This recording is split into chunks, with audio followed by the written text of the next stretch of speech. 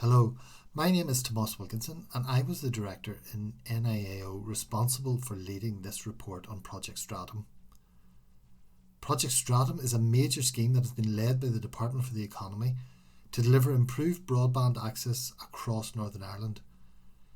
It is the largest public sector investment so far in improving broadband access, with a total spend of £165 million, funded by £150 million from the Confidence and Supply Agreement and £15 million from the Department of Agriculture, Environment and Rural Affairs. The aim of the project is to bring full fibre broadband to the most difficult to reach rural areas, which would not normally be commercially viable for investment by telecoms companies. Prior to Project Stratum, there had been public investment of around £78 million over the last 10 years to improve broadband, and we reported on this in June. Northern Ireland currently has a greater proportion of premises with access to ultra-fast fibre broadband than in Great Britain. However, this availability is largely focused on urban locations, while rural areas in Northern Ireland have fared much less well and have been below the UK average. This report has concentrated on examining the procurement process for Project Stratum, for the award of the contract and the arrangements to manage the contract going forward. So the department began work on this project back in 2018. It was eventually decided to aim to deliver a full fibre solution to a target intervention area, which was to be those properties who were receiving broadband speeds of less than 30 megabytes per second, and for which the commercial operators had no current plans to invest to improve access. The department's preparatory work identified an intervention area of around 79,000 properties who met the criteria, and this was included in an invitation to tender which was issued in late 2019 to 3 telecoms firms who had already met pre-selection criteria. The main aim of the procurement was to identify the best provider who could deliver full fibre broadband to all or most of the intervention area for the available funding. Only 2 firms, BT and Fibrous Networks, actually submitted bids, and these were assessed by the department and various other representatives who assisted them on tender evaluation panels, and resulted in the selection of Fibrous in September 2020. Fibrous aimed to pass 76,500 premises with full fibre broadband and began work on the ground in late 2020. The first premises have been actually connected in early 2021, and Fibrous aims to have completed the scheme by March 2024. So in our report, we recognise that the Department for the Economy has done a lot of things well in the procurement process and has learned lessons from past procurement processes.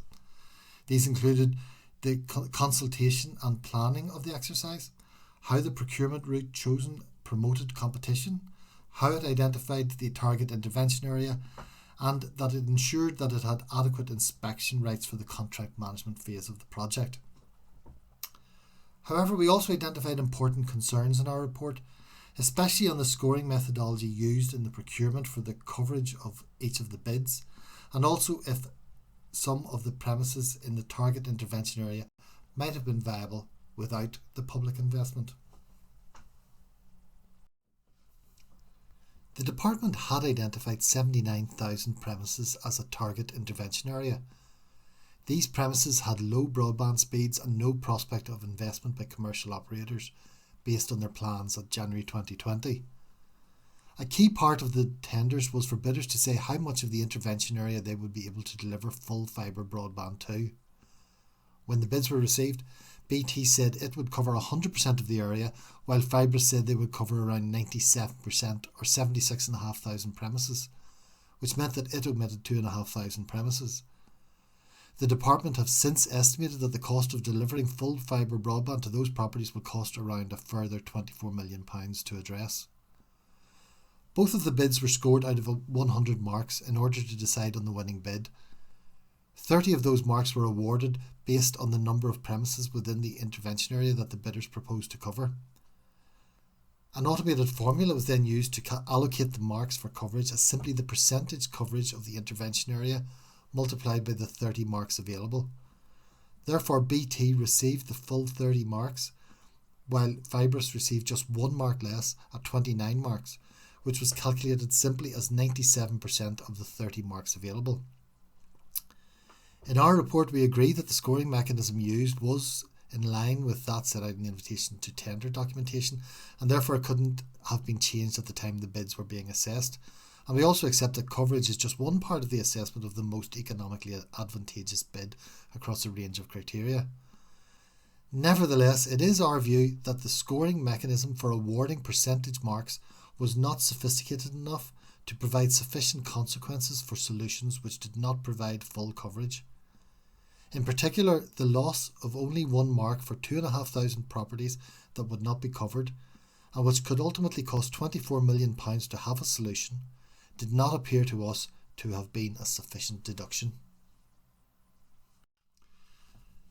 Before the department finalised the target intervention area in January 2020, it received updated information from all broadband providers about their investment plans.